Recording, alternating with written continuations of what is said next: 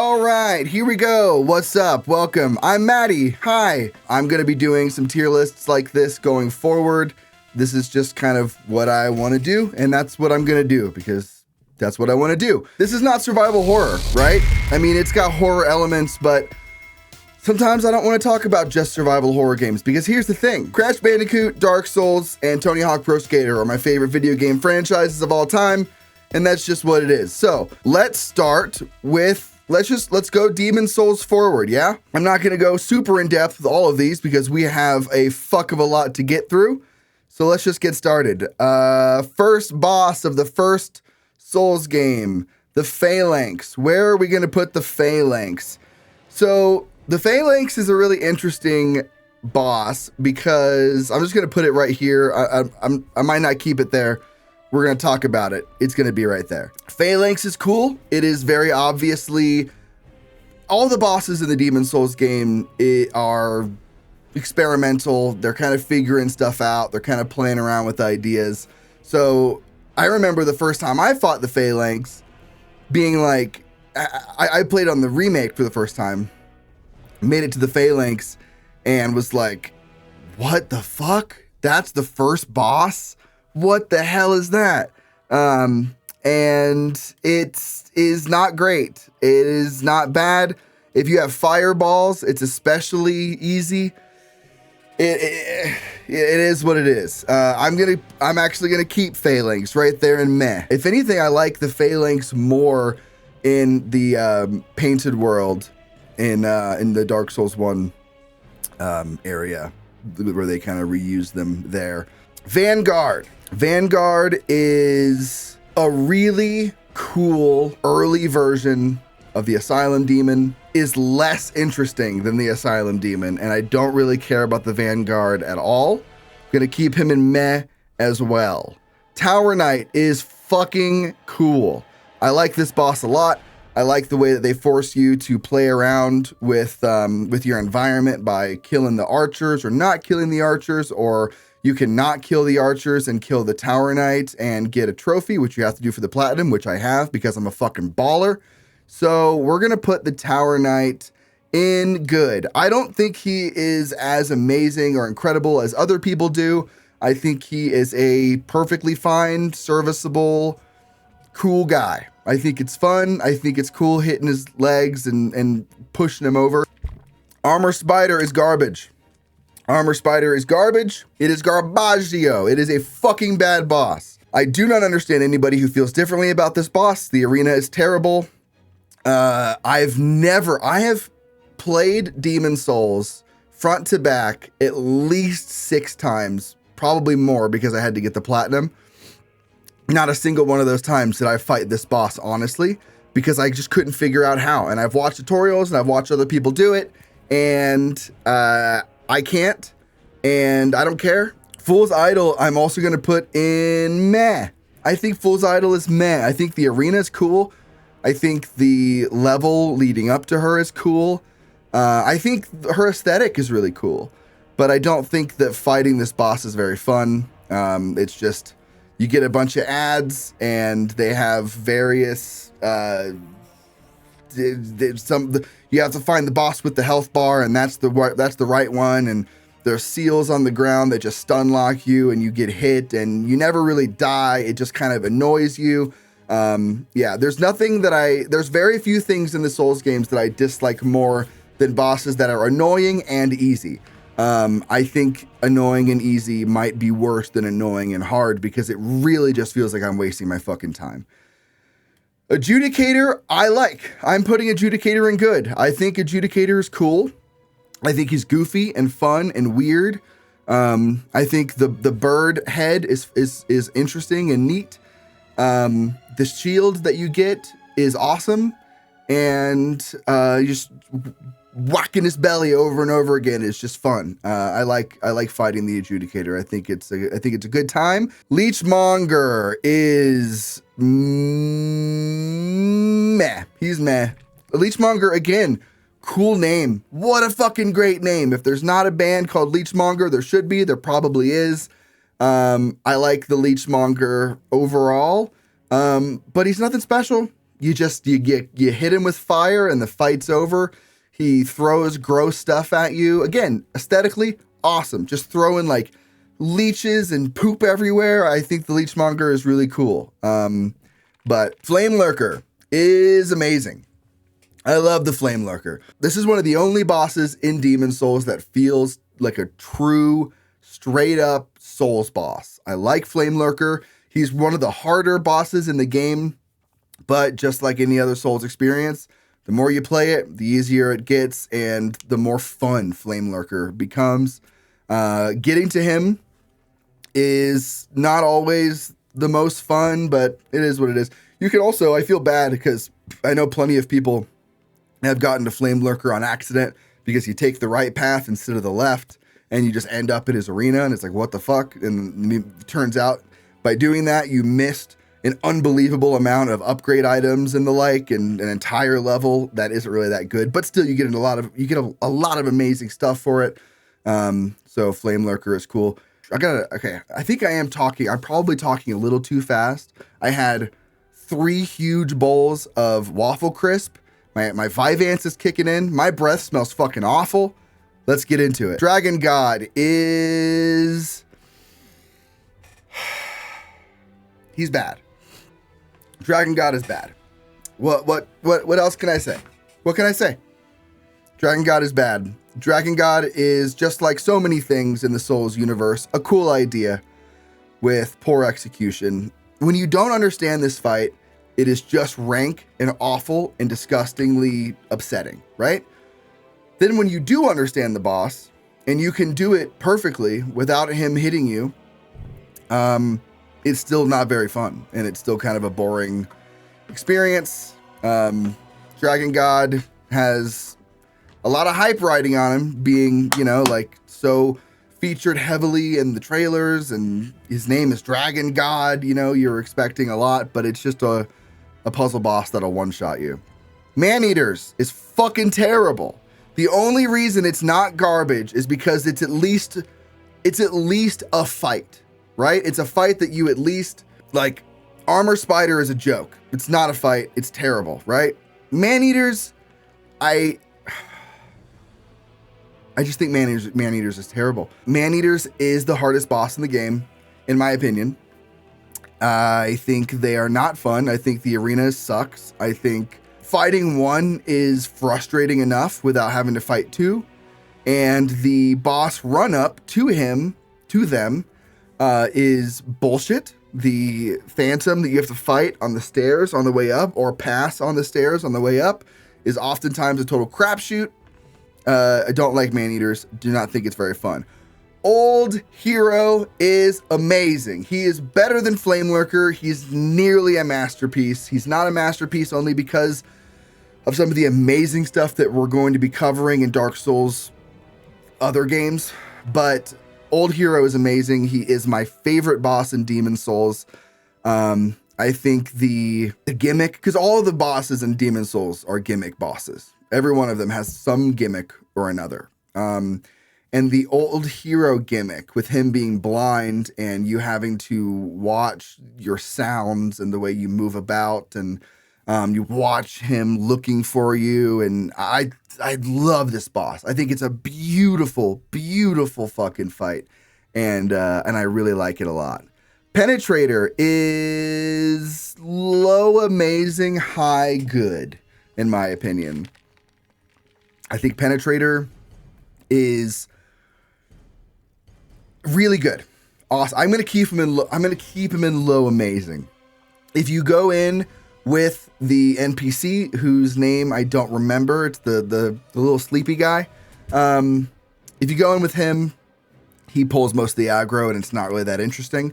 However, if you fight him one-on-one and you really watch him and you study him and you dance with him, it's a fucking great fight. I think Penetrator, again, one of the only bosses in Demon Souls that feels like a true to form, straight up Souls boss. And I like him a lot. Dirty Colossus. This fight's amazing. I love this fight. I think the Dirty Colossus is great. A lot of people don't care for him. I think he's amazing. I think he's great. I think he's fun. I like the way he looks. Again, one of the very, very Soulsian bosses of Demon Souls. I think he's just cool. I just think he's cool. Is he the most intricate? No. Is he the hardest? Absolutely not. But I just think he's great. I just love him. I love Dirty Colossus. Again, Penetrator's a better boss. Flame Lurker's a better boss. Old Hero is, of course, a better boss.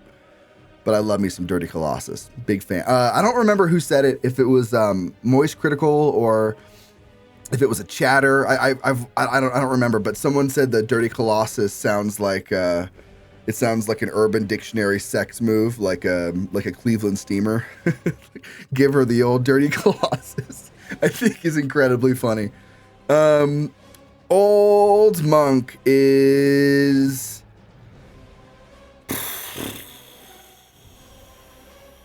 meh. Again, amazing idea, incredible idea. I think Old Monk is cool. I think he's neat.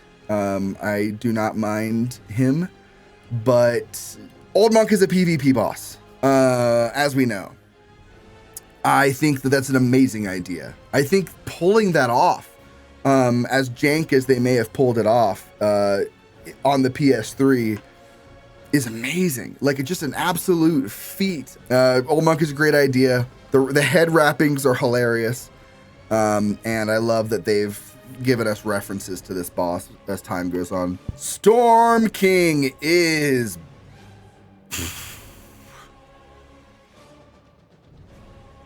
Storm King is bad. Storm King is bad. Storm King is so cool and so neat, and the music is awesome, and the arena is awesome. And on the PS5, it looks astounding. When I first walked into the Storm King arena for the first time, absolutely blew my mind. Beautiful, beautiful. But it's stupid. It's just another Storm Ruler fight. You just wait for him to come around, and you get him, and you get all the ads that are flying around above him. Just a time waster.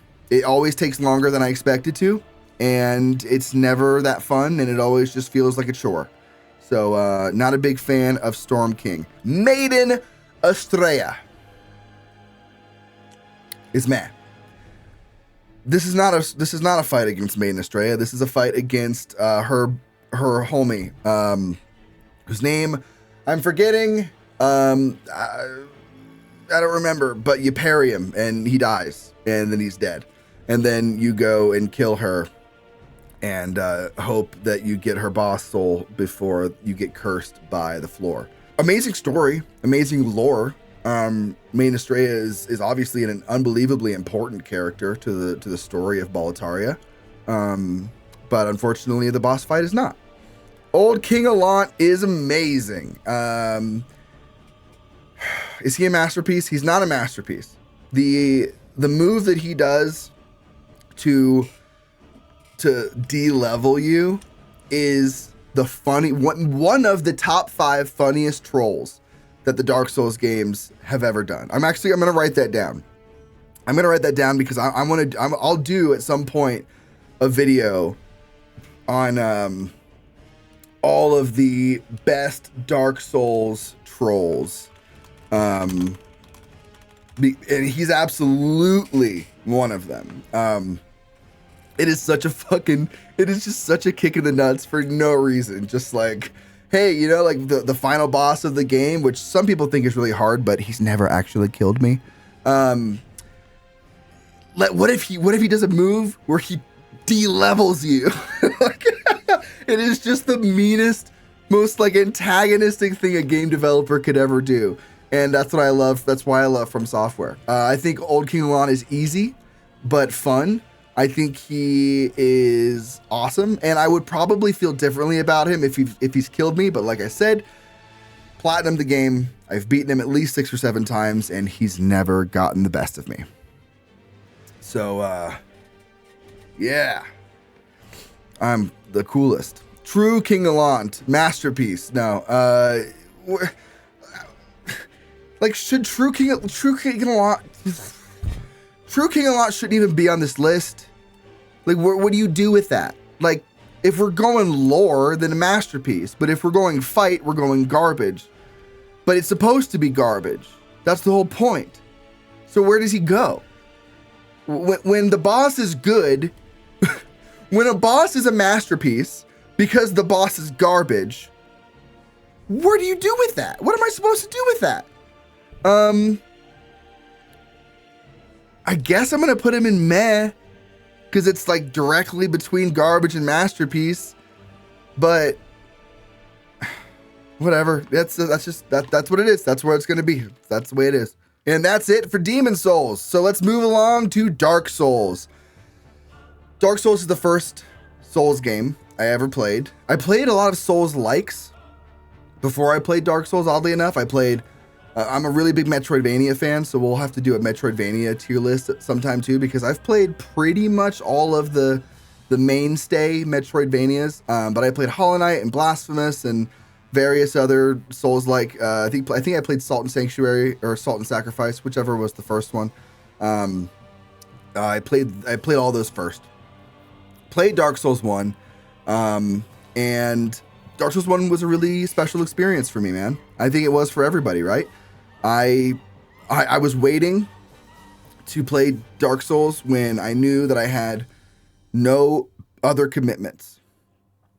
I didn't have I have dogs, and I just needed to make sure. I was very nervous. I was a little insecure baby man, and I needed to make sure that I had complete focus. So I went on a work trip for 2 weeks in a hotel room, took my PS4, and I brought along Dark Souls Remastered. And didn't have internet, right? Because it's hotel Wi-Fi. You can't really do a whole lot of online play. So I didn't have the benefit of notes. Didn't even know there were illusory walls my first time through the game. And I fought Asylum Demon for an embarrassingly long amount of time. And I remember texting my neighbor Brad and being like, dude, Asylum Demon, I did it. I understand these games now. I understand why they're so good. I feel so good. I was pacing around my hotel room like, I fucking did it, dude. I can play this game. And Brad was just like, nice. Because, I obviously, like, he's a tutorial boss. And, like, now, you can kill him easily. Like, no problem. But, look, Asylum Demon is amazing. What are you going to do? He's the first boss in Dark Souls. He gives you pretty much everything you need to know. He is easily the best tutorial boss, maybe in any video game ever.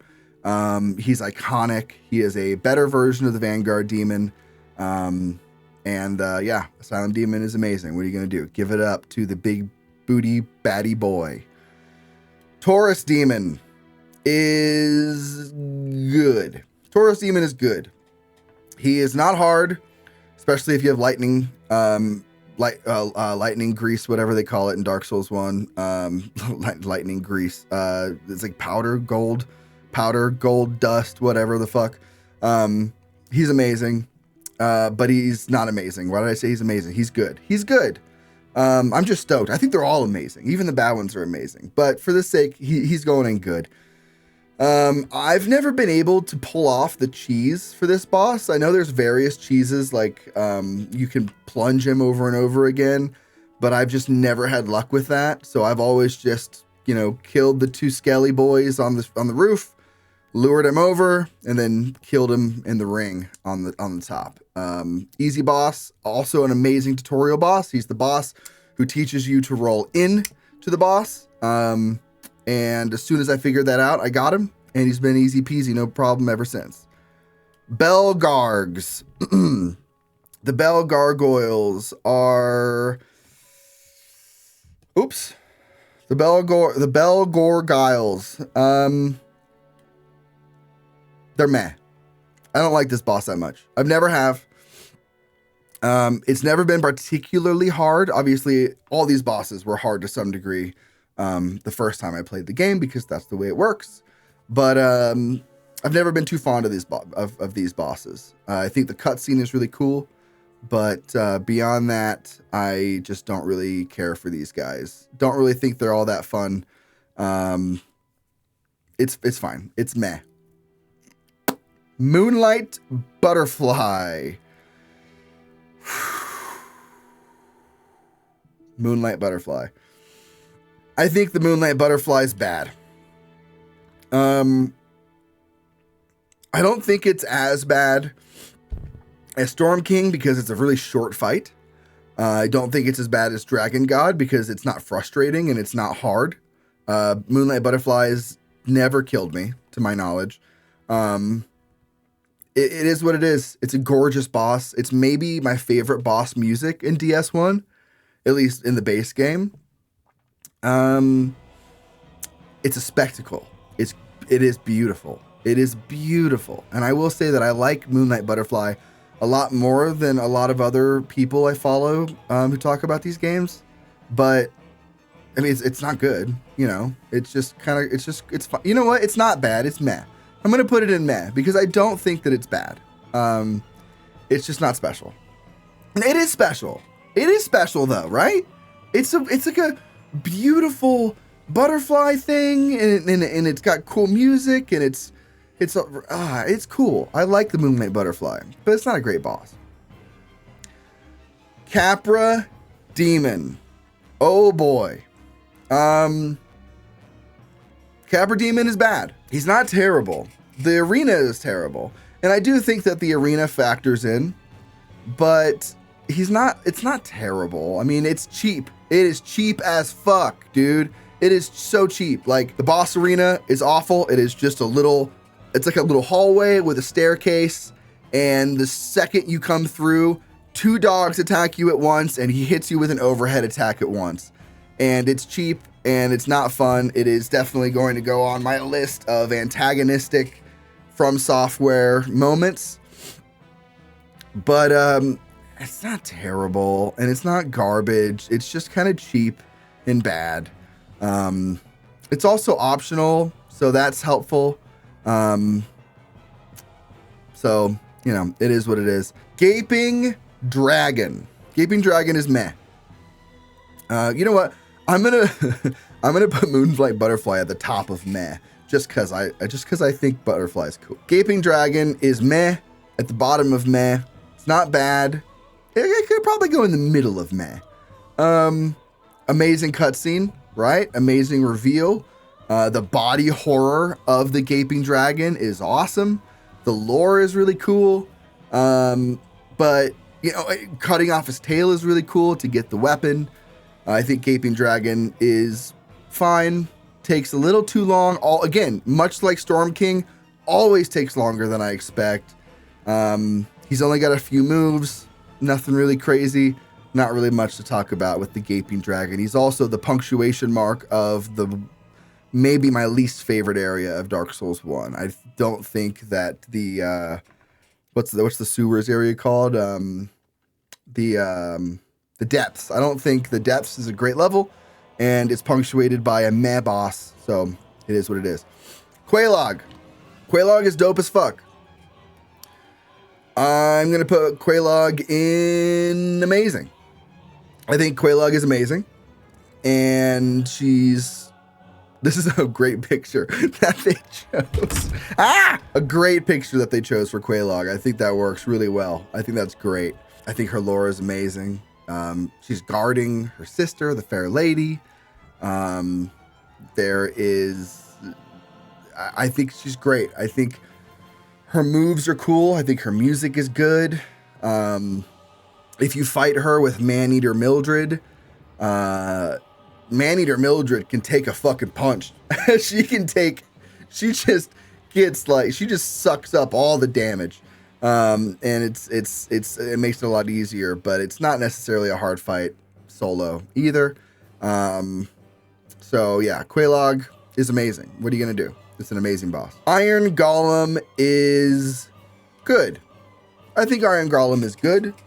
I think the NPC that you can summon to fight Iron Golem is pretty balanced overall. Doesn't make it too easy. Doesn't add any difficulty either. I usually fight him solo because he's just not that hard.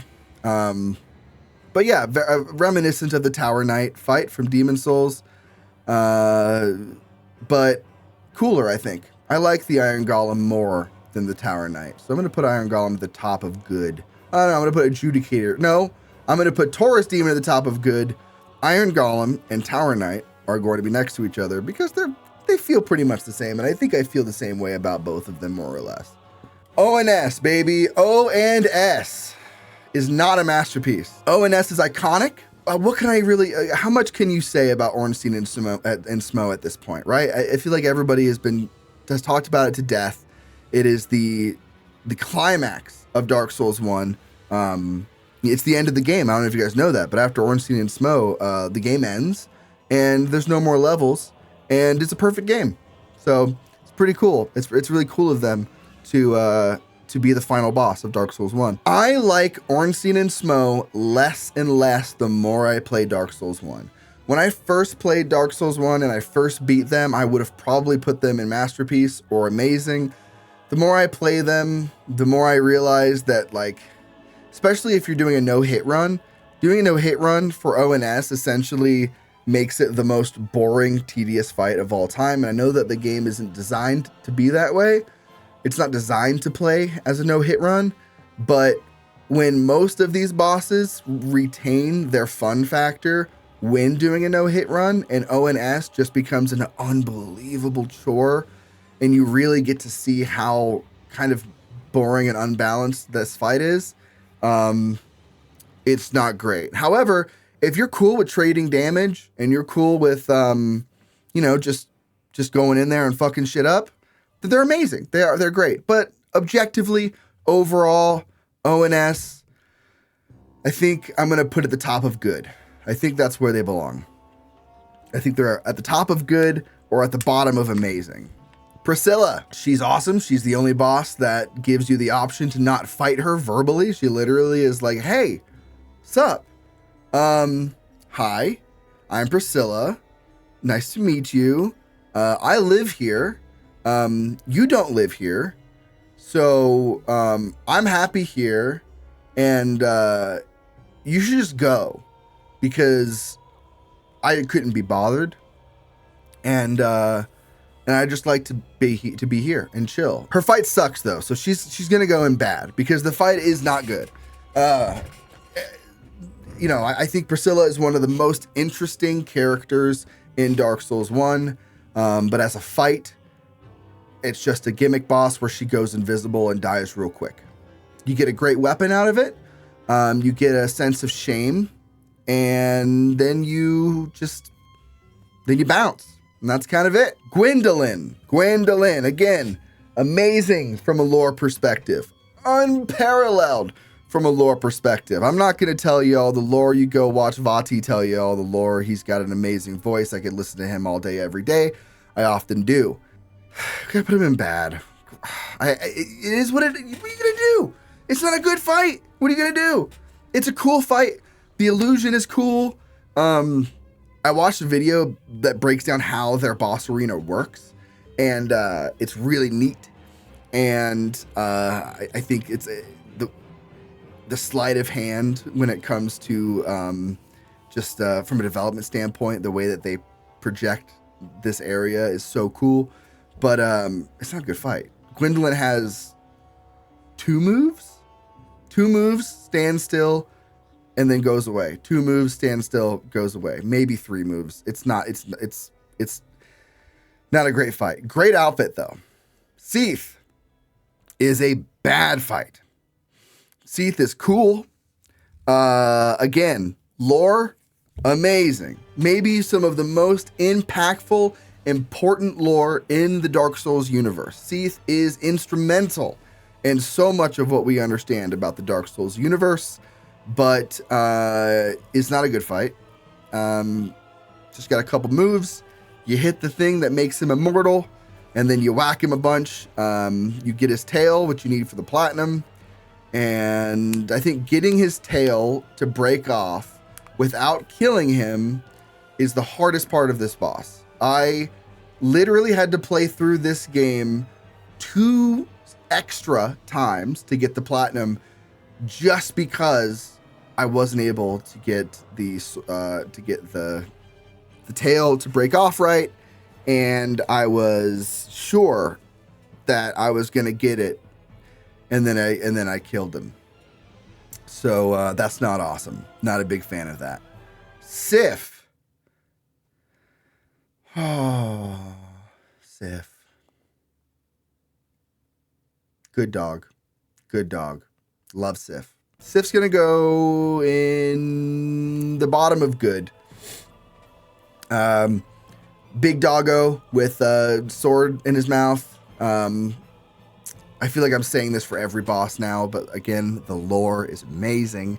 The Artorias story is amazing. I think it's the best story in the whole series. One of the best stories in the whole series. Fighting alongside him to fight Manus at the end of the DLC is spectacular. The boss is good though. The boss is fine. I never dread this fight. Never have too hard of a time. And always more or less am enjoying myself. Is it like amazing? Is it revolutionary? Is it like next level? No. But it is a perfectly serviceable Dark Souls boss. All right, Four Kings. This boss is bad. Four Kings is bad. There's not really much else I can say. It is a. I'm gonna say a couple words that you've heard every single person say who has ever talked about Four Kings. You ready? It's a DPS race. What did I say? I fucking told you. DPS race. You just want to like kill him as fast as humanly possible and tank all of the damage and go for it. I think the arena is cool. Finding Koth is really cool. Speaking of Koth, I have, see if you can see this. I have a Dark Souls.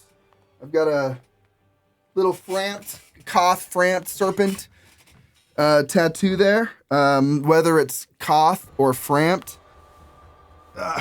you can make up your own mind. I think there's some fire below him that the artist thought to put there. So I think the artist inadvertently made him Frampt because Frampt is the one who wants you to link the fire. Ceaseless Discharge. Maybe my top 5 favorite names for a Dark Souls boss.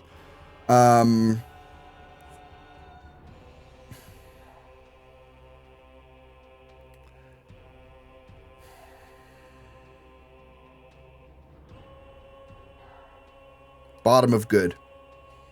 That's where it's going. It's going in the bottom of good. I'll tell you why. While I don't think lore should factor heavily into where bosses land, I think Ceaseless Discharge's lore is so interesting and plays such an instrumental role in the boss itself. I think it actually comes around to being good. You are not supposed to fight this boss.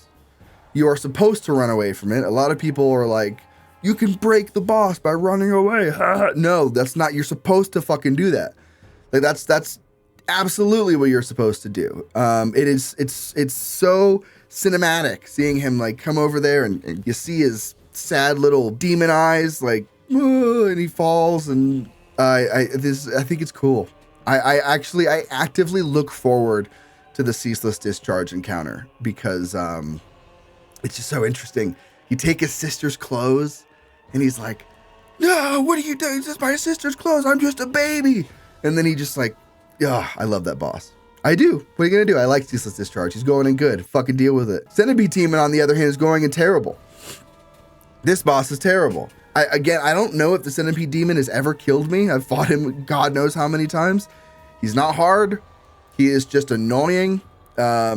It's as if From Software wanted to show off how bad their camera is sometimes. It is just a mess. I think it's cool that you can see him hanging from the wall when you first walk into this area. And I think it's funny. You can't kill him. That'd be awesome. But I think his presentation is cool. I think he is just not a fun boss to fight, and I don't think he is very interesting at all. And we come to our first reskin. Wow. First reskin. There's going to be a few of these in all of these games, but Demon Fire Sage. Okay, I'm going to tell you something. Just you and me, right? Can you listen to me. Don't tell anybody, all right? This is just between us. This is the hardest boss for me in Dark Souls 1. I don't know why, okay? I don't know why. But this is the hardest boss for me in Dark Souls 1. Every single time I fought this boss, I have died at least one time, okay? It's fucking embarrassing. I don't know why. I don't know what it is about this boss, but he always kills me, man, at least once. I do know what it is. There is a trickery to getting around his AoE ball, and sometimes shit just don't work.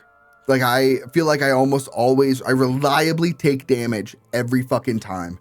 I think his overhead swing is oddly timed for some reason, and the length that it goes is asinine.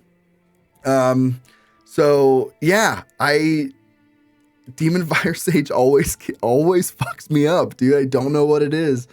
But yeah, he's gonna go in bad because he's a reskin, he's doing nothing interesting, and he just does some moves that I think are bullshit. Bed of Chaos.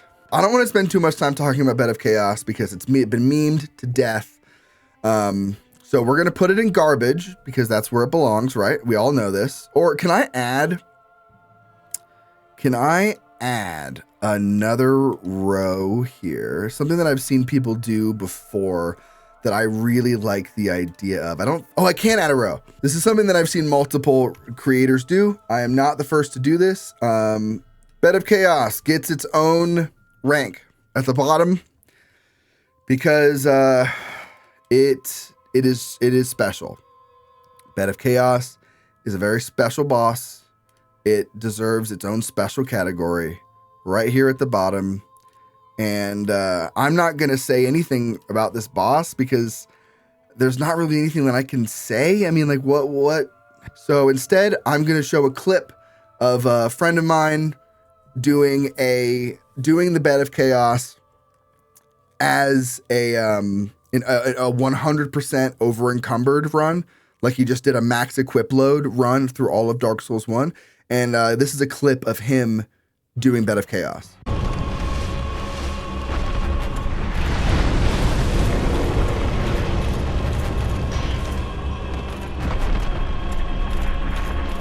I know, right? What are the chances? Stray Demon. I like Stray Demon more than I like Demon Fire Sage. He's still a reskin, but I don't think he's bad. I'm going to put him at the bottom of meh. I think there is something to be said about the Stray Demon that can't be said about the... excuse me, I'm getting over being sick. There's something to be said about the Stray Demon that you can't say about the Demon Fire Sage. And I don't even know what it is. Maybe it's the arena. Maybe it's because you have more room. I don't know. I don't mind the Stray Demon though. I in fact, when I went in subsequent playthroughs of Dark Souls 1, I have the same rhythm I always do whenever I'm playing through Dark Souls 1. I run through Undead Burg, kill as much as possible, get some souls, level up a few times, and then I go straight to fucking Stray Demon. As soon as, or I guess I should say, get the elevator, and then I go straight to Stray Demon. Get like I think he drops like 30k on New Game Zero, and then I just like level, baby. And I think it's a fun fight to do at a lower level, and I don't think it's like too hard at a lower level either. I think Stray Demon is a nice boss to fight and really fun when you're under leveled, and the payoff is just. Pinwheel. Pinwheel is funny. Like, I don't want to... everybody shits on Pinwheel, but Pinwheel is hilarious. This boss is super funny.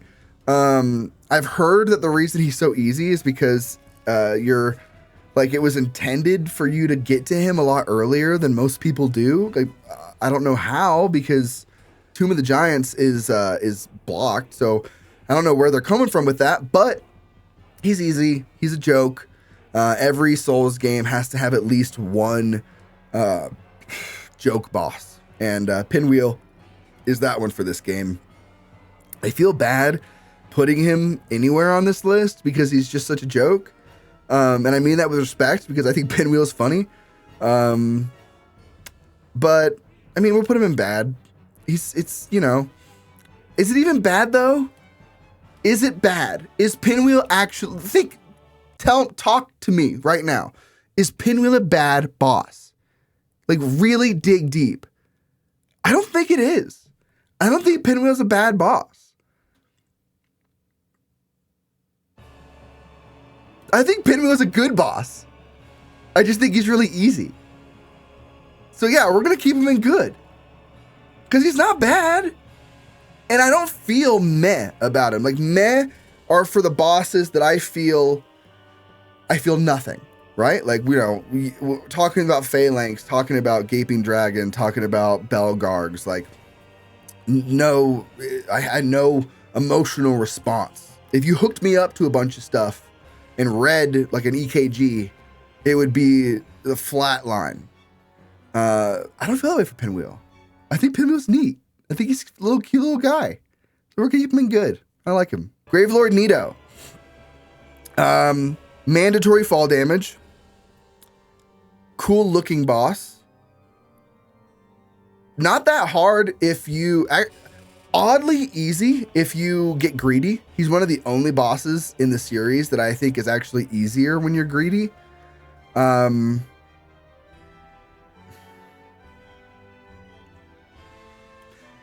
do feel nothing though. I think Gravelord Nito is going to go in meh. I don't think he's great. Beyond the boss run and the mandatory fall damage, I don't think he's particularly frustrating. He's meh. Feel nothing. All right, getting into the DLC. That's it for the, well, that's almost it for the base. Well, no, let's finish off the base game. Gwyn. Gwyn is top of good. I don't think Gwyn is great. I don't think Gwyn is amazing. Obviously, if you're watching this, I'm sure you already know about the parry system and that you can parry his fucking pants off. But if you don't do that and you just fight him like a boss, he's just kind of a really fast, boss, but not really that special. But that's supposed to be that way, right? Because the lore, he's, you know, he's decrepit and, you know, yada, yada, yada.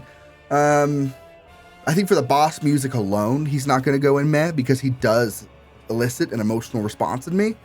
But yeah, he's good. I think he's better than ONS. He's definitely better than any of these other guys in good. But yeah, I think he's going to rest at the top of good. If there was a great here, then I would probably put him in that.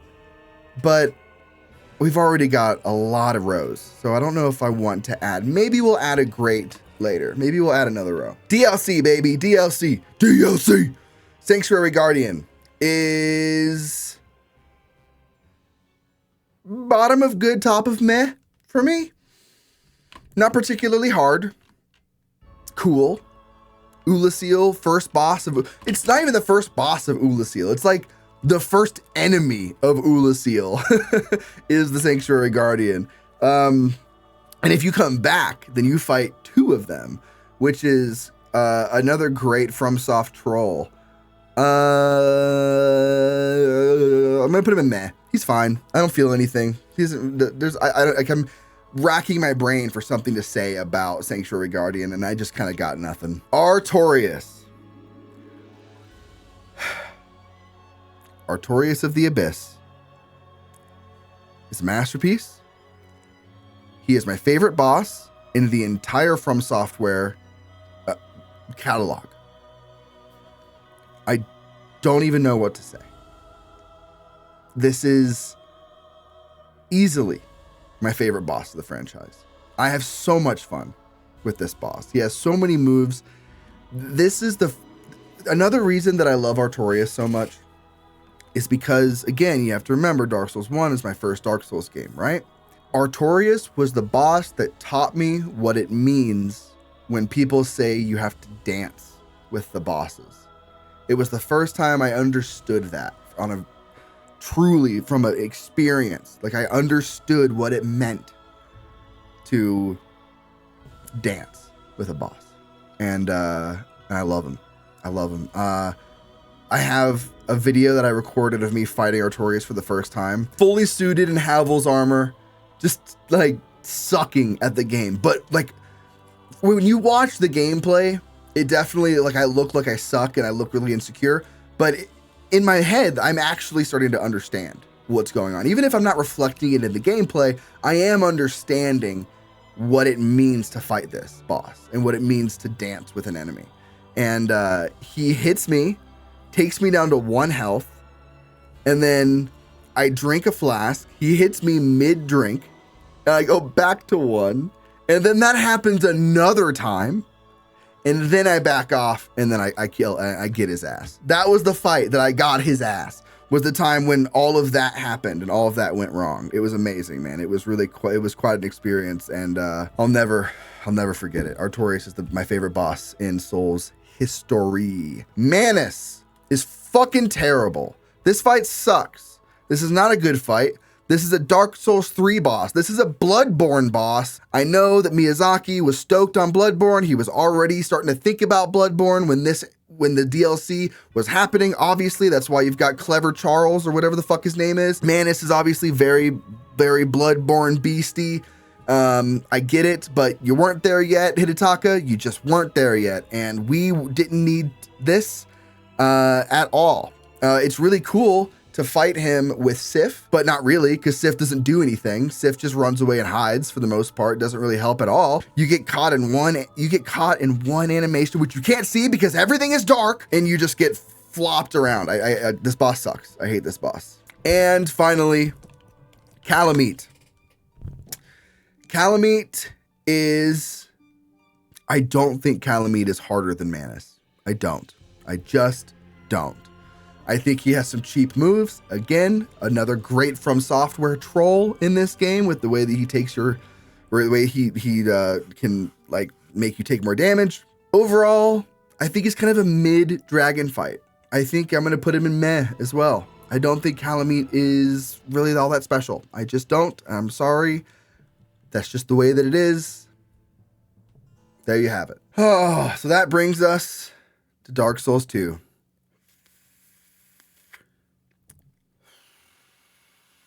Ready for a hot take? Dark Souls 2 is the easiest game in the franchise. Demon Souls is the easiest game in the franchise. Dark Souls 2 is close. There are way too many bosses in Dark Souls 2. I'm going to speed through them as quickly as I can because most of them aren't really all that very interesting, to be honest with you. Last Giant is meh. Dude, Dark Souls 2 is about to eat up my meh column. It's gonna eat it up, dude. Last Giant is meh. It was the first boss that I encountered, and is often Dark Souls 2 is the only Souls game that I've only played 3 times, at least twice, maybe 3 times. I think I played it twice solo and once with a friend. Yeah, Dark Souls 2 is not great. Shocker, right? It's not great, but I will say the Majula theme is the best theme in the game, in the series, and it is my favorite hub world of the entire series. The vibes in Majula are out of control. If you want to understand truly how to enjoy Dark Souls 2 to its maximum, turn the game on, go to Majula, turn your screen off, and listen. And just listen to the music. That's how you experience Dark Souls 2 at its maximum enjoyment level. Pursuer, I think Pursuer's good. I think he's good. I think his moves are cool. Just another dude in armor, just like most of the enemies in this game. He pursues you, follows you around, it pops up in different places. Not really much I can say though. Pretty easy, pretty fun. Dragon Rider is meh. Nothing going on there. Just another big dude in armor. Old Dragon Slayer is good. I think Old Dragon Slayer is good. Low good, obviously. He doesn't play exactly like Ornstein, but he's close enough. And I think the lore of like a copycat or whatever is cool. It's fine. It is what it is. I will say the first time I fought him, I was stoked. Like the first time I walked in that room and I saw old Dragon Slayer and it was Ornstein, I was like, oh, this is super cool. So yeah, I think it's a good boss overall. Fluxile Sentry is high mid. He's better than Phalanx. Come on, let's be real. He's better than Moonlight Butterfly. There you go. He's right below Calamite. He's fine. They're fine, I guess. It's two guys. Another example of a great idea with poor execution. I think it's like a great looking boss, and I think the idea of the conjoined twin boss is cool, but it's fine. It's not really all that. It can be kind of frustrating sometimes, but it's not really that hard. Ruined Sentinels. These guys are hard as fuck. Now, I've seen these guys end up on a myriad places in Souls rankings. I think they are not great, and I don't enjoy fighting them, and I'm going to put them in the high bad. I don't particularly like gank bosses. Again, what a hot take, right? But I just don't really enjoy this boss. I get it, like, from a spacing perspective. Like, you know, if you're really good at placement and putting space between bosses, and, you know, there's definitely a puzzle to that aspect with gank bosses that I do think is fun. And I think when it comes to enemy placement in a boss fight and how you can use your own placement to your benefit, Ruined Sentinels are definitely like the best of that. I think they reward you the most for having good placement, but I don't think they're very good. Belfry Gargoyles are fucking garbage. Yeah, they're garbage. Dude, the Belfry Gargoyles are such a joke. This boss takes forever. It's another game. It's just like classic Dark Souls 2 to just be like, let's take something from the first game and but more. Let's just have more of them. Let's just do the same thing with more of them and make everything feel like shit. Yeah, Belfry Gargoyles sucks. I hate them. I don't like them at all. And I don't like fighting them, and I don't think they're fun. Lost Sinner, I like. I'm going to put Lost Sinner in good. I think Lost Sinner is cool, especially if you, if you do all the little puzzle outside to light his boss room up. I think it's cool, but fighting him in the dark is also not that hard. Lost Sinner is one of the easier bosses in Dark Souls 2 for me, but I always kind of enjoy it. I'm always like, all right, here we go, Lost Sinner. Like, I'm never dreading it. You know, there's a lot of bosses in Dark Souls 2. Actually, there's not a lot of bosses in Dark Souls 2 that I dread, but there are bosses in the series that I dread overall. But Lost Sinner's not one of them. I think he's cool. I also like the Lost Bastille more the more I play it. The first time I played that level, I didn't like it, but I do like it more as time goes on. Skeleton Lords is a piss-ass easy gank fight. Putting him in meh. It's not bad. It's not good. It is what it is. What are you going to do? Cool arena. Aesthetics in that arena are going hard as fuck. Executioner's Chariot is good. I think it's unique and interesting, and I freaked out when I saw Executioner's Chariot in Elden Ring. I thought it was really cool, and I felt like the way they do it in Elden Ring is more or less what I kind of would have wanted from Dark Souls 2, but it was their first time doing something like this. It's their first vehicular combat enemy. So I got to give it up for that. Covetous Demon is meh. Easy. Unbelievably easy. If this boss has killed you, I don't know what to say. It's not hard.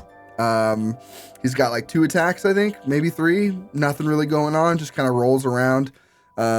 He is one of, if not the only. I'm sure there's more, but he's a joke boss in Dark Souls 2. We'll find out if there's any other more like joke bosses, but he's kind of the pinwheel, I think, of Dark Souls 2 for the most part. Mytha is cool. I like this fight. I think Mytha is cool.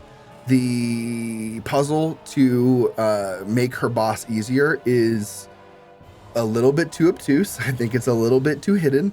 There's nothing that tells you that you can light the windmill on fire, unless you're reading the messages, obviously. But yeah, Mytha is cool. She's got the head that she's got, and it screams at you, and I think Mytha is cool. I like that boss. I'm going to keep Mytha in good. Smelter Demon. Let's talk about Iron Keep for a moment. I hate this level. I hate this level. It is maybe the level I dread the most in Dark Souls 2. I hate it.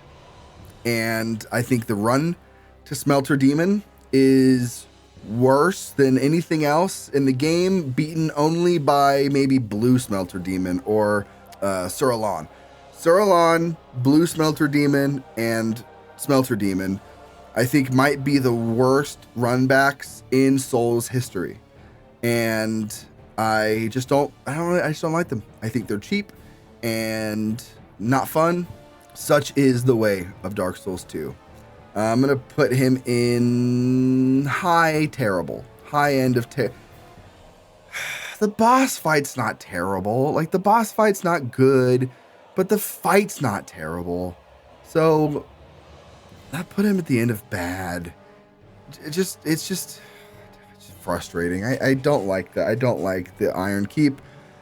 Old Iron King, I'm going to put, it's not as bad as the Smelter Demon because it's not hard, but it's not good. It's not fun. It's not engaging. It is like a PS2 fight in a Dark Souls game. It's like a PS2 God of War fight with just like a giant, it's stupid. I think the Iron King sucks. Najka is awesome.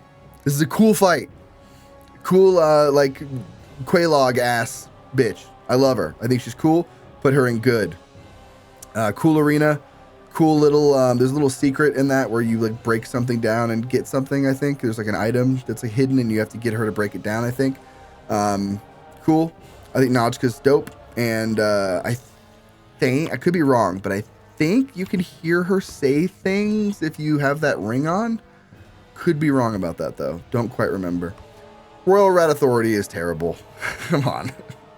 Like, is it? Yeah, it's terrible. Is it terrible? It's bad. It's not terrible because I feel like if the 3 bosses in terrible, you know what? Centipede Demon's not terrible either. We're going to put Centipede Demon in bad. I feel like for something to be terrible, it has to be like, I feel like bad means bad. Terrible means bad and frustrating. And I think garbage means like broken and dumb and like shouldn't exist, which is maybe why Belfry Gargs should move to terrible, because Belfry Gargs aren't broken. They just suck. And is Manus garbage? No, I can't say. Okay, so there is no criteria. We're just going, I'm just following whimsy here. Prowling Magus and Congregation is the most boring gank fight in the series. Duke's Dear Freya is awesome. I'm going to put Duke's Dear Freya in good. Duke's Dear Freya is what I would have wanted from Armor Spider. And I think the lore is amazing. And like, I think it's cool. I like the Duke's Dear Freya. We're going to keep them in good. Royal Rat Vanguard is fucking garbage. It's garbage. We're keeping it in garbage. It's not, is it broken? No. But it's so dumb. It's so dumb.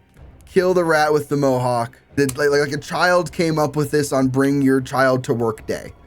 This is a bad boss. It's just stupid. It shouldn't exist, and it's stupid, and it's not frustrating. It's just stupid. The Rotten. Rotten's good. Rotten reminds me a lot of like Dirty Colossus in a way. Just a big lumbering thing with giant axe, and I think Rotten's cool. I have no problem with the Rotten. I think he's good. He's a good soul farm too. You can just keep, it's a kind of a hard one to get to because the run to him is a real pain in the ass. Black Gulch is awful. Or the gutter, which I think it's Black Gulch, right? Terrible. But the boss himself is definitely very exploitable and very easy, and you can get a lot of easy souls from him when you bonfire aesthetic that area. No problem with the Rotten. I think he's cool. Twin Dragon Riders. This is bad. This is a bad, boring gank fight that I don't enjoy and I don't think is fun or cool or good or great. I think it is bad. Looking Glass Knight. Dark Souls 2's attempt at doing a PvP monk situation. I think it's cool. I think this boss is really cool. Doesn't always work. Rarely works, actually. It's good, though. It's a cool arena. It's a cool fight. I think Looking Glass Knight is one of the better bosses in Dark Souls 2. And, yeah, there it is. Keeping him in good. Cool arena. Great area. I love that section of Dark Souls 2. Demon of Song is maybe one of my favorite bosses in Dark Souls 2. I think Demon of Song is really cool. Is he hard? No. Is he all that interesting? No. But the aesthetics of this boss are so cool and weird and creepy and otherworldly. I love it. The horror nerd in me loves Demon of Song. I think he's really cool. And from the jump, I thought this boss was great. So we're going to put him in good. I like Demon of Song. Velstadt.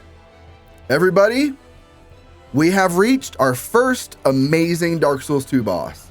Velstadt finally feels like a good classic Dark Souls boss. Like Velstadt, I like the story, I like the lore, I like his fit, I like his moveset. He's engaging, he's tough, but he's fair. I like Velstadt. I think it's a cool boss. Vendrick. I will be honest with you guys. I've never fought and killed Vendrick. I just haven't played the game enough. Like I said, I've only played the game a couple times. And the last time I played the game was when I got all the crowns in the DLC. And I have not returned to the base game since getting the crowns. Or all of the dragon. I think you need don't you need the crowns and the dragon souls? Or maybe you just need the giant souls, I'm sorry. Maybe you just need the giant souls. I don't remember. But again, I have only played this game 2 or 3 times. So have not fought Vendrick. So I'm just going to keep him off the list for right now. I'm going to put him at the bottom. Guardian Dragon is meh. Cool arena. Not my least favorite dragon boss in the series, but not my favorite either. You know what? No, I think I'm going to put him in good. I think Guardian Dragon is a totally good, passable fight. I think it's fair. He's caged with you, so, it's a dragon cage match. And I think it works just fine. And I can't say that for a lot of bosses in Dark Souls 2, so we're going to keep him in good. Ancient Dragon. I have also not fought this boss. I have talked to him. I think I've tried to kill him and then just got walloped and just never went back. So also going to put him off the list for right now. Giant Lord. I have fought this boss a lot of times because Giant Lord is the most, it's not broken, but if you've played a lot of Dark Souls 2, you know that Giant Lord is where you want to go to get an unbelievable amount of souls and endless bonfire aesthetics. So you go to the bonfire right by his tree, you bonfire aesthetic that, you walk into his dream or walk into the past or whatever. Get one of the first things that you get as soon as you walk into that memory is a bonfire aesthetic. So boom, right there. Even if you don't get souls, right there you're good. You put on the armor of Homeboy. Forget what the name of the armor is, but the guy that sells you stuff that sits like this. You use that armor. All of that armor also adds how many souls you get. Just by walking into the area, you're already going to start soaking up souls from all of the giants who are fighting and being, there's like a war zone in front of you. Then you fight the Giant Lord and you get an unbelievable amount of souls. He is an easy boss to learn. He's an easy boss to memorize. Yeah, I think he's dope. He's got a couple cheap moves. He's got a couple cheap one-shot moves that will fuck your shit up. And a lot of memorizing Giant Lord comes down to knowing that, okay, it's been a while since I've seen his arm, so that means I should move now, and then you get out and then you realize you've dodged so it's not perfect, but it is absolutely memorizable and you can come away with an unbelievable bounty of souls. I'm going to put him in good.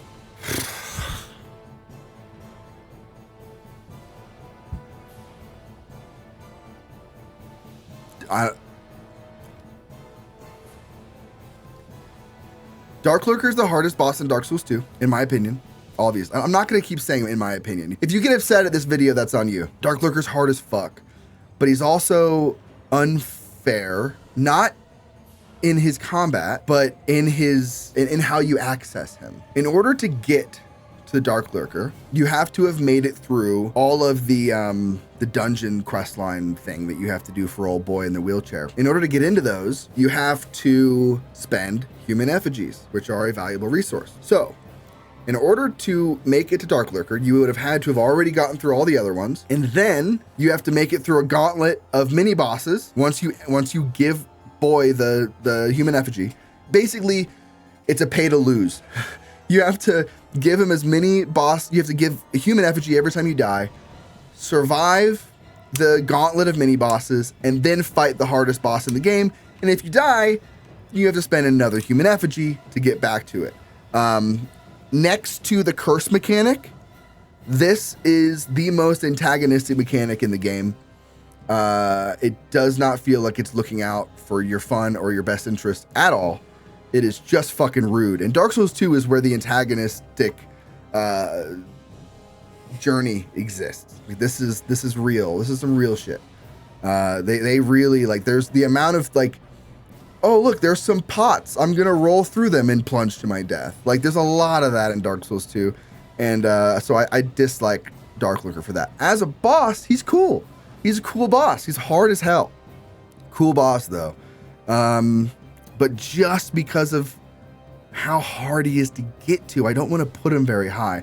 But he does elicit an emotional response, so he's not going in meh. Guess I'm going to put him in good. Because I don't want to put him in terrible, because it's not terrible. The how to get to him is terrible, and the way that this game was put together is terrible, but he's not terrible. It's not his fault. I don't want to take it out on him. We'll keep him in good, just a random placement. There you go. He's going to live there. All right, we're almost to the end of Dark Souls 2. Oh my, no, we're not. Jesus fucking Christ. Throne Watcher and Defender. Easy boss for the most part. Cool boss. I like this boss. Keep it in good.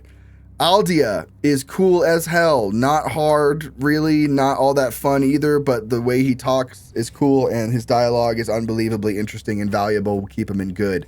Nishandra is awesome. She's not amazing, though, because her gimmick sucks, so we're going to keep her in good. Alana is cool. I like Alana, too. I like Alana. This was a frustrating one for me. The ads that she brings in are frustrating. It kind of reminds me of Renala in a weird way. Gonna keep her in good. Sin is maybe top 3 dragon bosses. Putting him in amazing. Love this boss fight. Hate this fucking level. I just dislike this DLC in general. But it is one of my top 3 favorite dragon bosses in Souls games. So we're going to keep him in amazing. Grave Robber, Varg, and Sarah. Fucking Garbaggio. This sucks. This sucks. This is the worst gank fight in the fucking From Software history. Fume Knight is amazing. What are you going to say? Fume Knight, and let me say it for everybody. Fume Knight is the best boss in Dark Souls 2. I said it. What are you going to do about it? Come at me. What are you going to do about it? You know what you're going to do? You're going to subscribe about it. That's exactly what you're going to do. It's true. It is true. It is true. Fume Knight is the best boss in Dark Souls 2. Is he perfect? No. Because it's Dark Souls 2. He's not perfect. He's great, though. I love this boss. I love this boss. This is one of the only, maybe the only boss in Dark Souls 2, aside from Sir Alan, that I felt like I really had to dance with and understand and respect. And I love the Fume Knight. The Fume Knight Greatsword is like the best weapon in Dark Souls 3. And yeah, love the Fume Knight. Fumey boy, he's the fucking best. Sir Alan is not amazing because of this.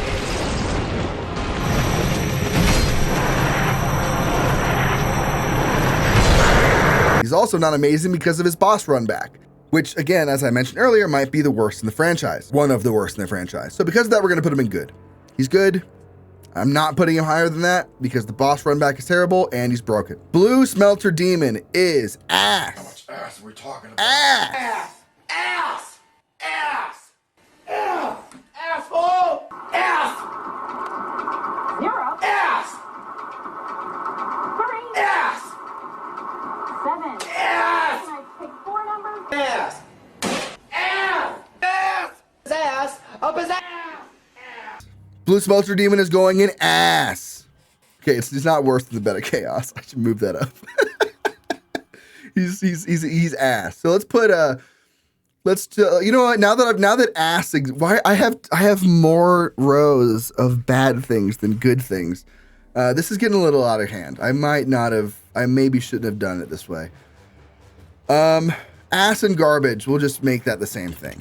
Ass, and we'll get rid of this one. We'll put Blue Smelter up there. Get rid of this row. Yeah, I'm with this so far. Yeah, we'll put Belfry Gargoyles and ass as well. It is what it is. It's ass. I fucking hate that fight. Ava is not memorable, but cool. Neat. Not the best area of Dark Souls 2. He's meh. Feel nothing. I really did. I looked deep inside of myself just now. You might have noticed there was a little pause. That was me looking inside of myself and realizing that I felt nothing. Burnt Ivory King is, say it everybody, ass! This fight sucks. It's boring. It takes forever. I will say though, the cinematic getting to Burnt Ivory King, falling down into hell is amazing. Seeing all of your, the guys that you're working with that help you out, like stand up after you've like rescued them all is awesome. You're going into battle and you're getting everybody together and everybody's ready and we're gonna beat the DLC, guys. We're gonna beat the DLC. And then it's fucking ass. The fight sucks and it takes forever and I hate it. I hate this boss. I don't have anything good to say about it. I'm sorry. That's just the way that it is. It's ass. And Lud and Zalin, I also feel nothing. This is like a 2-dog fight, I think. Yes, the King's Pet. Yes. It is the 2 dogs. Yeah, this fight is not interesting. And I don't care about it. And it belongs right next to Ava in mid. We're gonna change. Yeah, no, meh/mid. All right. Okay. Oh, we did it. Dark Souls 2 is over. And you know what that means, everybody? That means that we are on to Dark Souls 3. All right, Udex Gundyr. Udex Gundyr it's good. We have to add another row. I'm sorry. We need a row that's great. We need a great row. Let's add a great row. Come on. There's got to be something between masterpiece, amazing, great, good, mid, bad, terrible, ass, Bed of Chaos. There we go. This is the way it should be right here. Okay.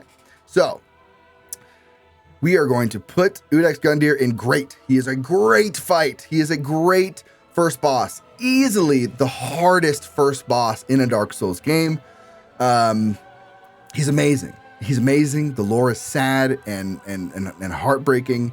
And from what I understand, essentially this guy was like tricked into believing that he was going to become the one who links the flame or whatever, but he just ended up being the guy he's like the janitor of the Ashen Ones, who just kind of he is now in charge of deciding basically by death if someone else is more worthy to carry on, while he just remains in limbo forever fighting them all. Real bummer. So pour one out for old boy. But yeah, he's a great boss. Vort of the Boreal Valley is a good boss. I think Vort is good. I don't think he's great, but I think he's good. I think he's kind of middle of the road. The ice attacks are not too bad, not too harsh for an early boss. I don't think he's too hard. I don't think he's too bad.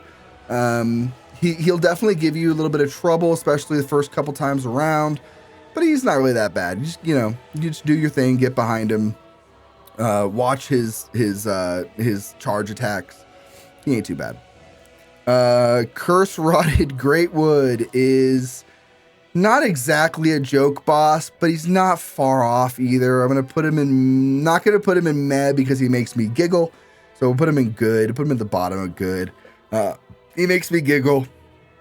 And it's also worth mentioning, if you're going for the platinum, you need to make sure you don't kill him too early, because there is a covenant that is below him, And if you miss that covenant, if you kill him before you get to that covenant, then it's kaput. And you're not going to be able to get it. And you're going to have to play through the game again, which I did. Had to do that. I got the Dark Souls 3 Platinum, by the way, which is maybe one of my crowning gaming achievements is getting the Dark Souls 3 Platinum. It is broken.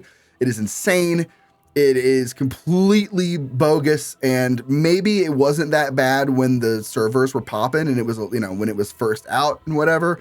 But playing it in, I got my Platinum last year, I think early last year or late 2022, early 2023. And it was hard. It was not easy. I'll tell you that. I had to do an unbelievable amount of grinding in that game and it was fucked up. Crystal Sage is unbelievably mid, the middiest of the mid bosses. Nothing going on here.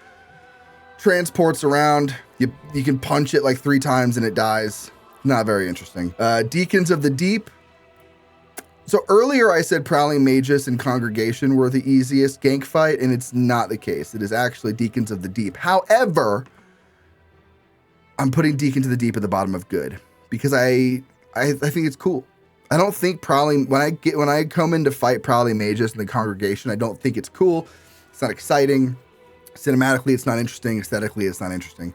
But I do think that the Deacons of the Deep are really cool. I think that's a really cool fight, and it's fun. It's easy as piss, for sure, of course, but it's fun. I like it. It's cool. Abyss Watchers. One of the better gank fights in the Dark Souls games.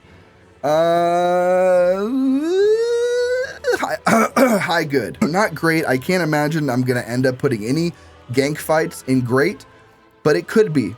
I could go either way. I'm going to put it in high good as a alternative to, if I could put it right here in between, I would. But it's going to go in high good. Could be great. I'm not going to argue either way. If somebody told me, if I was doing this with somebody else, they could easily convince me to put it in great. So no worries either way. I think Abyss Watchers is awesome. Volnir is, God, the presentation of this boss is so grand and it's so incredible.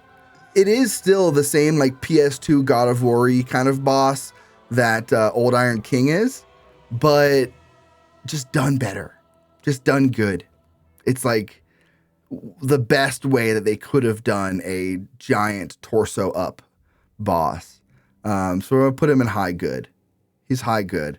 There's not much to him. There's an RNG to whether or not he brings his sword out. And there are some people who've played this game who don't even know that he can do that or that he has a move where he brings his sword out. But he does. And I got so unlucky once that the first time I fought Volnir, he brought his sword out 3 to 4 times. Obviously, I didn't really know what I was doing yet, so I took a lot more time. So that was a big part of it. It lasted longer than it usually would.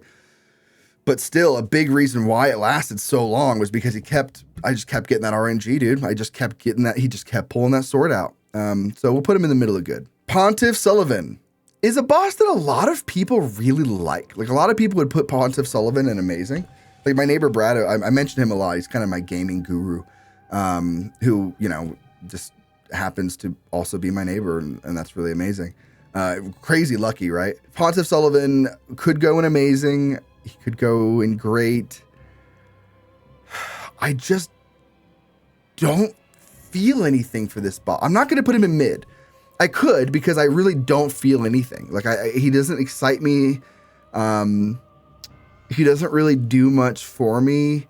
He just kind of, he breaks off halfway through and becomes a couple other, it becomes like 2 people. It's really cool. His items, the Pontiff's items are cool.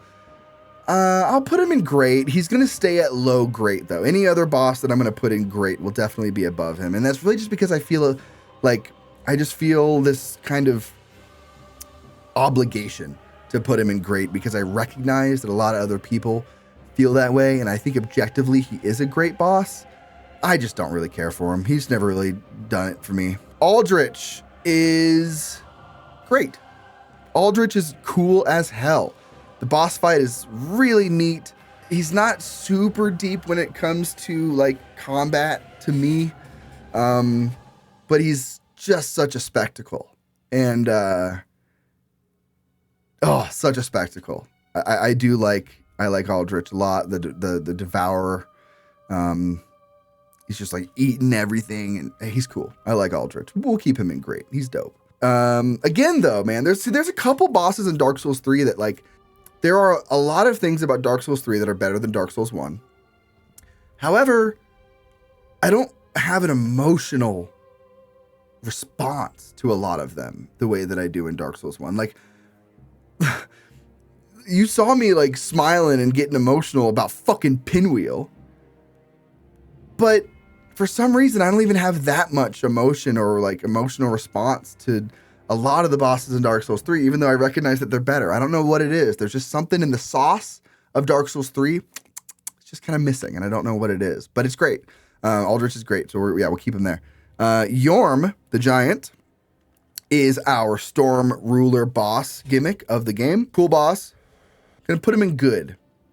He could go in great. I don't really have any issues putting him in great or good. Again, he's kind of with the Abyss Watchers, where like, I feel like Yorm's presentation is so good that it makes up for a lot. And his story is so good that it makes up for a lot. But the fight it's good. It's not, it's nothing crazy.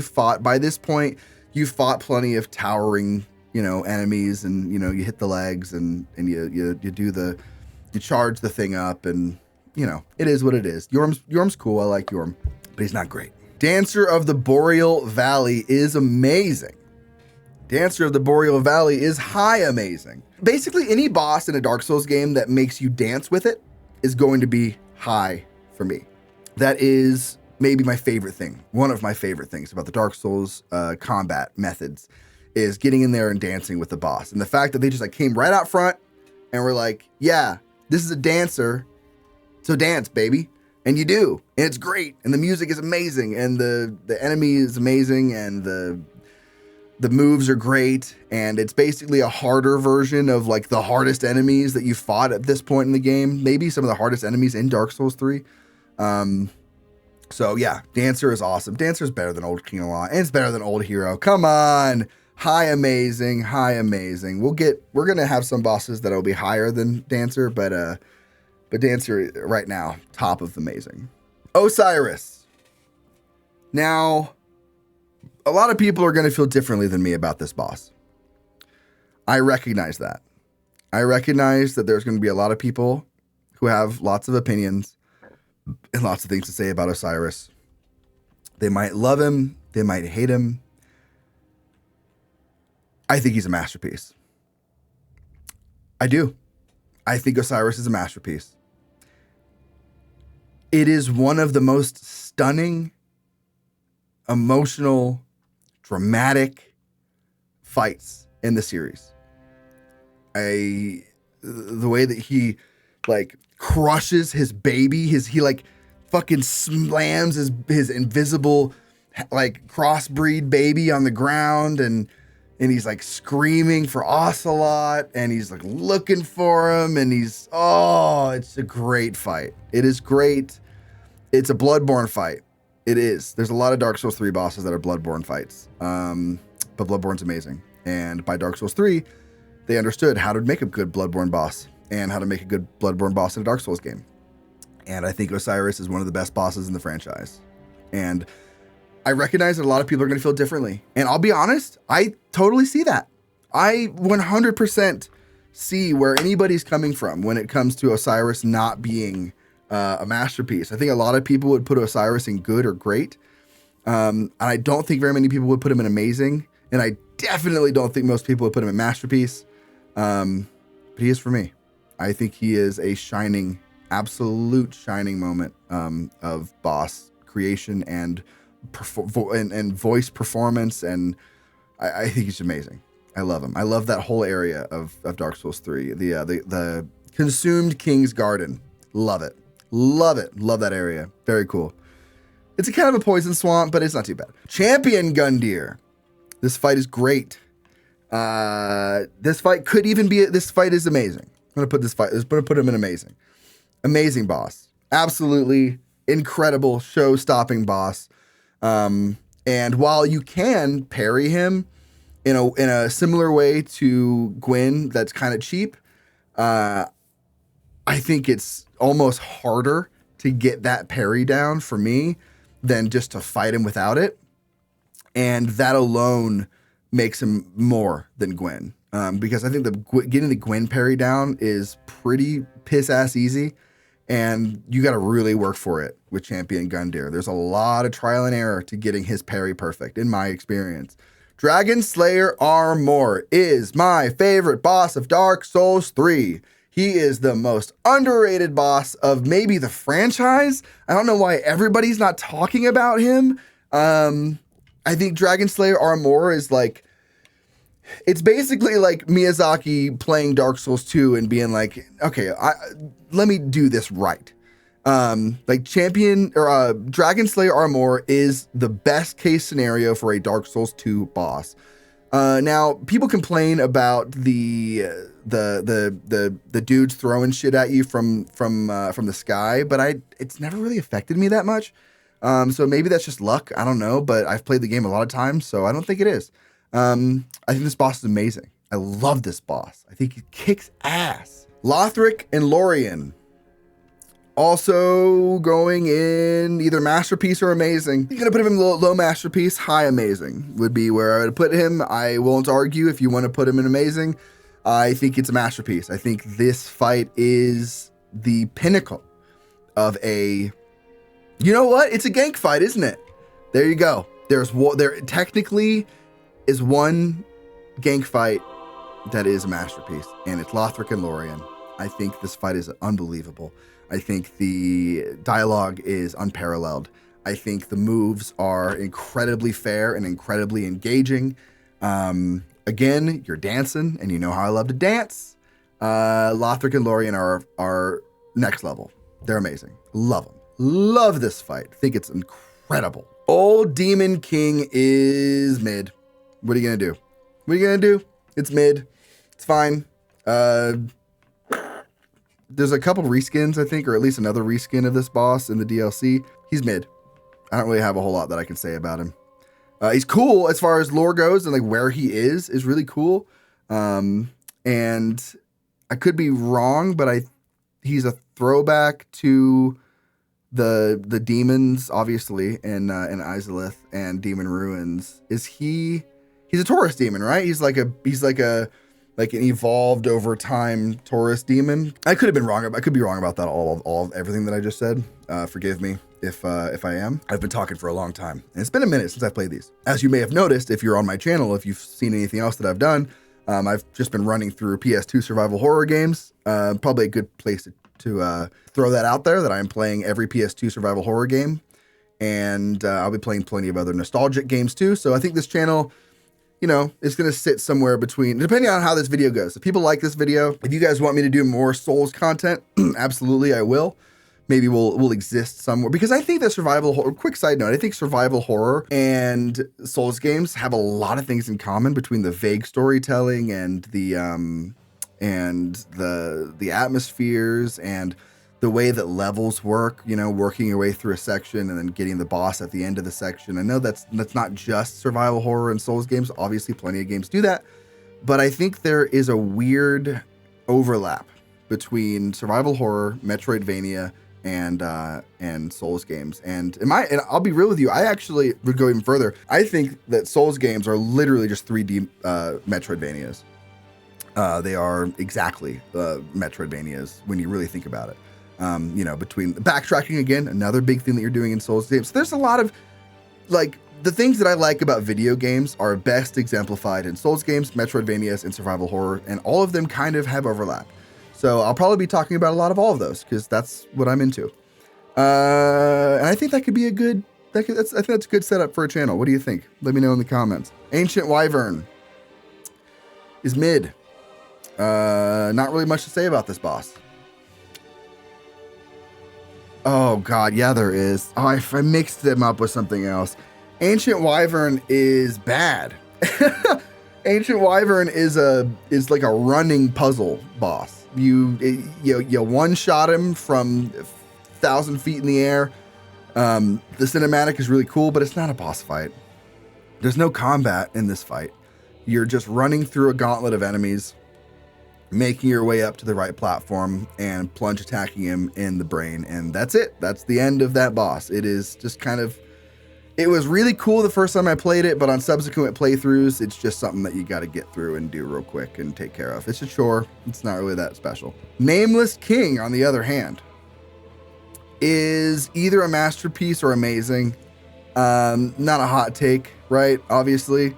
Probably put him in high amazing. I think high amazing is where, to me, Nameless King goes.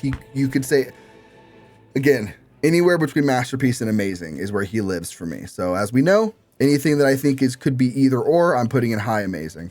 He's a high amazing to a light masterpiece. So we'll keep him right there. I don't really need to tell you about the Nameless King, do I? Amazing boss. Not much to even say. What can you even say? Sister Frida and Father Ariandel. I think this fight is great. I just think it's great. I don't think it's amazing. I think that here, instead of telling you much about the boss, I'm going to tell you a story about this boss. Me and a couple of friends were watching a friend of mine play this game as they got to this boss, and they thought they had gotten through the whole DLC. I shot a message to another friend that was in the chat with us watching the stream.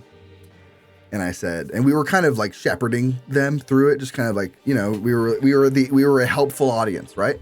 Not backseat driving, but just kind of helping here and there, mentioning certain things, little tips and tricks, and hey, don't forget to go over here, that kind of thing. Gets to the Sister Frida fight. And,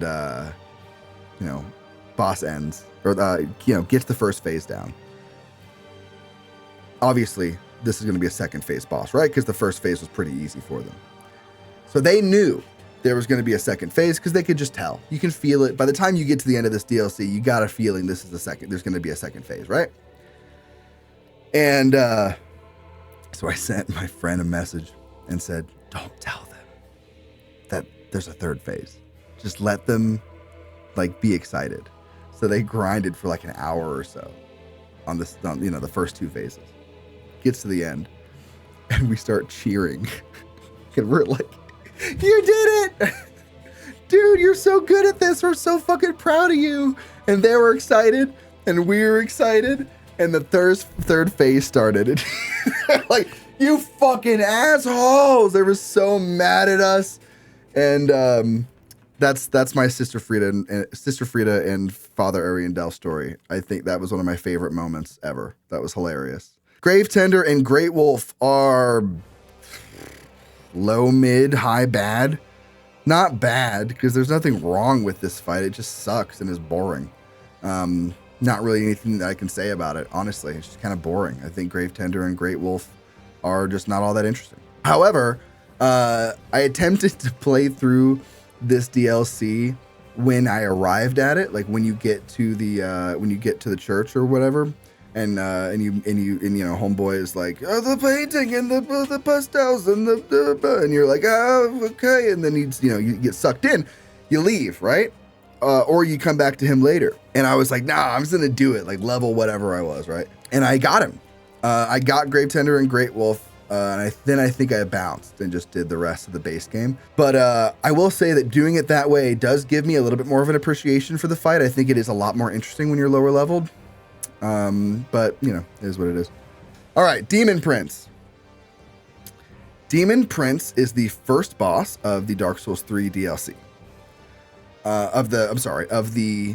Demon Prince is the first boss of the Ringed City DLC. He is good. I don't think he's great. It is a good fight. It's not too hard. It's fun. It is engaging as hell. You play this game. Last time I fought this boss, I was listening to like one of my death metal playlists, and fighting this boss, listening to death metal is the way to go. Highly recommend. If you don't like the boss or you feel negatively about it, play it again, listening to some death metal, and I promise you will feel differently. The Half-Light boss. This is what's the actual name of this boss? Half-Light Spear of the Church. It's another PvP boss. It's the Dark Souls 3 version of the old monk. It's fine. It is what it is. I don't think it's necessarily crazy and interesting. We'll just put it in like low, good, high, mid. There's nothing really special here. There's some Covenant relation to this boss, but aside from that, the boss itself is not really that interesting. Gale is obviously a masterpiece. I am only putting him below Artorias because, as I previously mentioned, I have a lot of feelings about Artorias, and I love Artorias. It's my favorite boss in the series. But Gale is obviously, I think Gale could probably objectively take this spot. But I'm gonna put him right next to Artorias. I think Gale is the pinnacle of a Dark Souls fight. It is unbelievably fitting that he is the last boss of the franchise, and it is truly a masterwork of everything that Dark Souls has done to this point. It is everything that you could ever hope for or want from a Dark Souls boss in one boss, and he is incredible. So yeah, absolutely best boss of the franchise. So that's what I would say. I would say he's the best boss of the franchise, but Artorias is my favorite. So we'll put him neck and neck in Masterpiece up at number 1. Midir.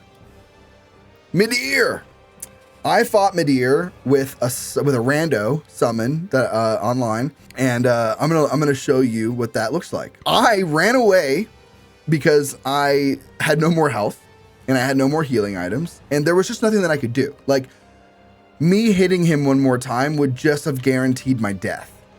Then the summon also got to 1 health, and we fucking got him. Both of us at no health. Me running away like a bitch and then coming back and saying, fuck it, I'm gonna take care of it. I'm gonna help you anyway. And we got him with no health. And it was one of my favorite moments of playing Dark Souls online. And Midir's amazing. What are you gonna do? Best dragon fight in the series. Last one, Soul of Cinder. Soul of Cinder's hard as balls. Fuck, this fight is so hard. Cinder's amazing, but look, it's amazing. I imagine you guys have all played this already, but playing through all the different phases of the different bosses and playing all of these famous boss fights through the vessel that is the Soul of Cinder. When the second he goes into Gwyn mode and you hear the pling plon, oh my God, dude, I wanted to cry and throw up and come at the same time. I just love this boss. What can you say? It's amazing. It's not a masterpiece. It's a masterpiece. I'll put it at low masterpiece. So for some reason, and I don't even know that I have a reason to feel this way. I just feel like he's not up there with these guys for some reason that I can't quite express. Low masterpiece, high amazing. However, if you go in with Smo's hammer, you can lock him, you can bonk him and lock him in an animation and just get him over and over and over again. And he can't even stand. He just stands up and you just bonk him again. And you can cheese him that way. It's very fun. I found that out on accident. So if you guys don't know, now you know. And that's it for Dark Souls. We did the Dark Souls trilogy. Ah! Okay. All right. It has been 10 hours or so. I started recording this video at 11 a.m. and it is now 9 p.m. and I'm not good at math. That was going to be the end of the video. Then I realized that I never went through and fixed this at the end. We added great and we added ass, and I forgot to go through and fix a few of these. So here we are again. I've just been editing the video this entire time and made it to the end and realized that I goofed. So here we go. Let's just finishing touches. Let's get this guy out of here and taken care of. So we're putting Abyss Watchers in great. We're putting Yorm in great. We're putting Gwyn in great. Ornstein and Smo, we're going to go in great. Vort's going to stay in good. Is anybody else moving up to great? Sif, absolutely. We're putting Sif in great. I'm putting Asylum Demon at the top of great. put Taurus Demon at the bottom of... No. Taurus Demon, you're going to stay right where you are. Was I wrong on anyone? We'll put Old Monk in good. That's it. I'm good. We're good. I'm happy with that. Yeah, I'm happy with this. I think this is all very... I'm going to put Nameless King and Masterpiece at the bottom of Masterpiece. That's it. We're done. All right. Whew. Thank you all for watching the video. Thank you. If you're watching this, then you have made it to the end. So thank you. I'm going to finish this video now, this edit, and post it in about 12 hours. So, yeah. See y'all later. Next time, better camera next time I will have a better camera and better lighting and better color and all that kind of stuff. Next time, I'm also going to have like way more videos overlaid and footage on top of it and everything, because I just had a lot of fun with this process and I want to do more. I had a really good time. So yeah. Anyway, smell you later.